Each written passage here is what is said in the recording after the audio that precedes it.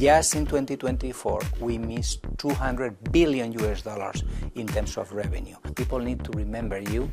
You always have to innovate. Customers are not looking for machines, they are looking for people.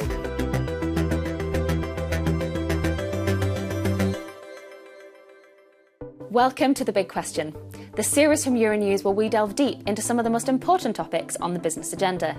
I'm Hannah Brown, and today I'm joined by Gonzalo Brullo, the Global CEO and President at Interbrand. Thank you very much for joining us.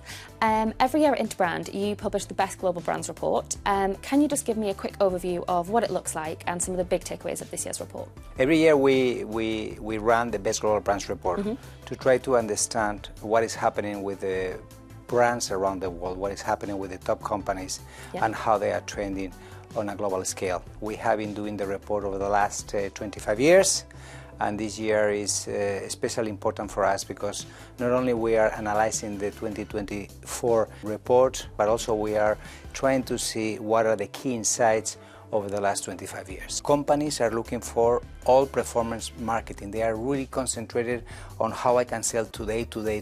And what we recommend is that the brands, they need to combine the mixed marketing strategies. It is about performance marketing, but it is also about how they can build the brand in the long run. Just in 2024, we missed $200 billion in terms of revenue. And over the last 25 years, if companies were working on performance marketing and midterm marketing strategies and branding strategies, they could grow to $6.9 trillion around the world. Wow. So I think the big insight this year is that companies must think on their marketing mix much better to make sure that they can really connect with customers.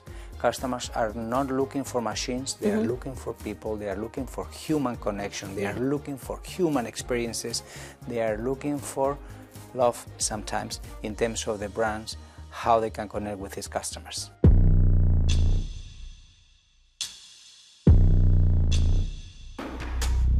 So let's talk about some of the brands in the report. Who is making the top 10 and what are they doing right to get into that spot? Well, again, this year we still have Apple as the #1 brand in the ranking. Although the growth this year is a -3%, the results are excellent for Apple. I think Apple is trending well, has been trending well for the last 11 years. It is all about simplification. I think on artificial intelligence, Apple Intelligence, they are starting probably a bit more careful than other technology companies, but I think they are doing their moves, and I see next year potentially positive brand value data for Apple going forward. So what is happening right now is that companies that are investing in AI, they are trending better than others. But on that point, the companies that are investing in AI are doing well. There are 3 car brands in the top 10. Is AI linked to their success? Well, there is 14 brands that are doing very well in the auto world right now at the ranking. And actually this year the most growing brand for the entire ranking is an auto brand, which is Ferrari. Over the last 3 years we have seen huge, amazing improvements on the auto brands, and most of them are doing very well, although I know that auto brands will be facing complex times ahead. Why? Because they are spending, as you can imagine, in terms of electric vehicles. The entire industry is spending more than $500 billion on new technology, new factories, new ways of connecting with customers, and this is beginning to be expensive. Of course, the demand is lower on electric vehicles, and what is happening is that companies in the auto world will need to revise their strategies, their spending, and also probably they need to narrow the products offering that they have to the market. Ferrari is the kind of top climber of the year, and that Tesla is kind of one of the ones with the biggest decline. What are they doing differently to have such different results? Well, I think Ferrari is more than an auto brand.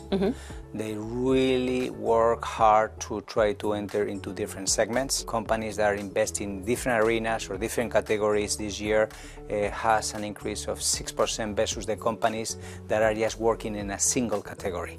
Okay. So I think this is quite important. In the case of Ferrari, they are expanding into the entertainment world with new different theme parks. In the ultra luxury lifestyle hotels world, they are working on a new apparel brand. So as you can imagine, it is not only about auto, but they are doing something different. In the case of Tesla, we see a 9% drop.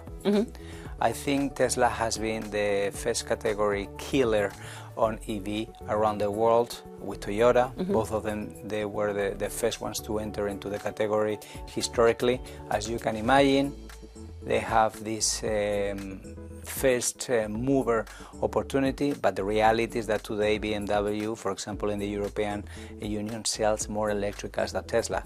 So what is happening is that the rest of the auto brands are catching up on EV solutions to its customers. Sometimes customers are not happy with the timings on delivery for Tesla. And last but not the least, I think in the last couple of years, I think the way that Elon Musk presented himself to the public has been very polarizing. Yes. But I think this is beginning to affect the relationship between Tesla, Elon Musk, and its customers. And so obviously, you know, we've talked about all sorts of different brands that have been on the report this year, and overall there has been $3.5 trillion of missed value creation collectively since 2000. What are these missed opportunities, and what can brands do to achieve better growth going forward? I think today customers are quite clever. Remember, something that is very cool about the brand is that although you think that you are growing and you are doing great, there is many brands that are no longer with us in the ranking. Yeah. Brands like Nokia. At some point, they were the 5th largest brand in the ranking.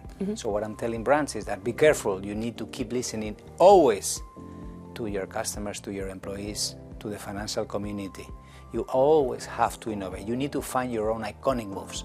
What are going to be the 2 or 3 things that are going to be helping you to differentiate? So you need to work on that. People need to remember you to make sure that they can buy you in the long run. And sometimes companies are not investing that much in marketing or in brand anymore. And I think that this is something that definitely, if they want to keep playing in the game, they must invest in marketing, they must invest in brands, not only in the short-term strategies, but also the mid-term. So you need to work on parallel, a fast-track a way of working with your brands, but also the mid-term strategies and the trajectory for the future in terms of the ambition, the purpose of the company. Okay, brilliant. Well, thank you so much for those insights, and thank you for joining us today on The Big Question. Thank you very much.